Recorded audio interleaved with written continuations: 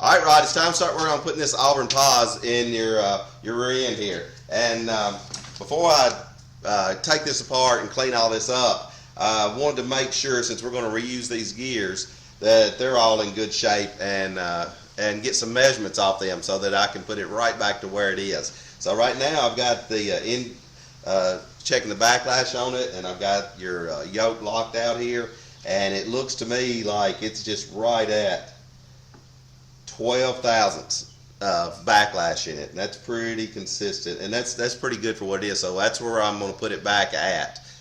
If anything, it would be just maybe a hair tighter. But also go in here, I've got some lapping or some marking compound. So I want to take and run a couple of teeth through this and take some pictures up to see exactly where it is, because I really want to get it right in that spot. It's a little overkill doing this, but you never know if you have a picture or something or documentation before you take it down. But this is pretty basic deal here. Just tear it down, put this carrier in it, put those gears on that carrier, and then set it back up. Hopefully I won't have to change the pinion depth, since it's the one that came in here and it's center lined off the center line of this axle.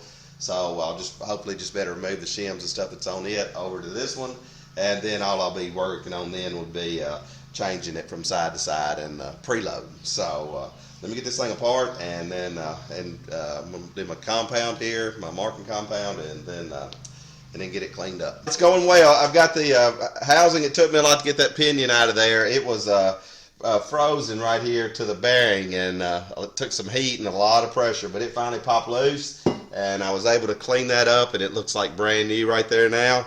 I'll be able to reuse the original pinion depth shim right there, because this pinion was indexed to the center line of these axles when it was put in. So I'll start there, and hopefully that'll be the right spot. So I'll go ahead and press my bearing on here, and all your gears come out real nice and clean. You can see how nice and clean those teeth are. Same on the ring gear. Washed it. I've washed everything numerous times. Cleaned all the threads out. I've cleaned all the I've washed and cleaned all the bolts and all the threads so the Loctite sticks well.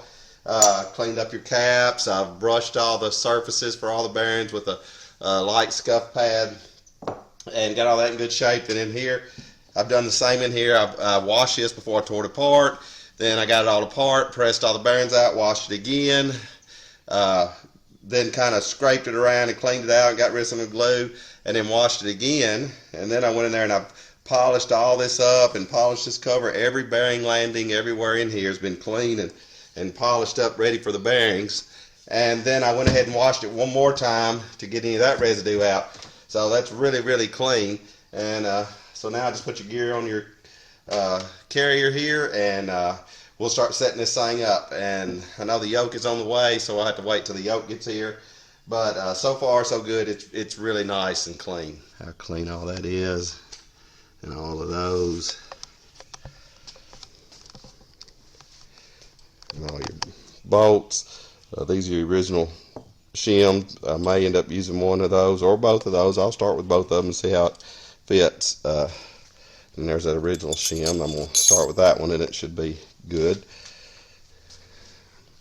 And yeah, so far so good. We'll get this thing back together. I just want to show you, I've got your ring gear on. It went on real nice. I ended up having, it came with new bolts, so I cleaned up those old bolts for no reason. But your new bolts in, they're all torqued at 60. I've got the red Loctite on them. I've got your new bearings pressed onto the new carrier. I've got your bearing pressed onto your new pinion with the original shim in here. I'm betting that this shim's going to be right on the money, because this was set up in this housing originally, the depth. So that should be right on the money. So we'll see once we start putting this in. I'm going to try to set it up first with your original spacers. I've got them marked which one was right and which one was left, and we'll see how that goes. And you can see how nice and clean this is. So it is really ready for all these bearings to go in there and get this thing set up. All right, I'm fixing to put this thing together for the final time. So I set it all up with the pinion in there with no seal, no crush sleeve, just to make sure I wouldn't have to change that pinion depth. And it's right on the money. I just want to show you how much it is on the money. I pulled all this down. I put your seal in it. I sealed it with RTV around the splines, around the flat of the nut, and then lubed all that. So that's all in really good shape. And then I've torqued it, and I've got it. I mean, it just feels hydraulic. It is so smooth. It's in a perfect spot. But not only that, this is where the marking compound is landing on your ring gear, I mean your pinion gear here. And you can see right where it's coming into that gear. And if you look, if I wipe that off right there, you can see that's the original wear pattern. So I have got it exactly in the original spot, and just right on the money. And then on the ring gear, which I'll put all this in and check it one more time. But the depth and the location and all that with that, if you wipe that marking compound off and you see where it was originally riding, it's exactly where it was with 11 thousandths backlash. So I'm going to throw this thing back together. Here's all my little shims. This came in your kit, and I always go through here and mark all these. That's 4 thousandths, 5 thousandths, 6 thousandths, and those are groups of different size shims. I was able to use one of the solid ones that came in the rear end originally, and then one of the packs. I like to use these solid ones because there's no chance of anything getting in between them, or just a good idea to try to use those. So I'm going to be able to use one of those, and then a spring pack, shim pack. So so far so good. I've got your bearings in. I've got those lubed. Got your seals in. I've got those with a rubber silicone that deal that goes in there to make it where it won't where it lubricates it. It's made for rubber. And then I've got it, I pre-cleaned all that, and then put the RTV in on both sides of these, the same on the pinion seal, and then the RTV in on the landing of the nut and on the splines of the yoke there. So let me get this carrier in there, and I'll recheck it all and see how it looks, and if that's it, this thing is ready to go home.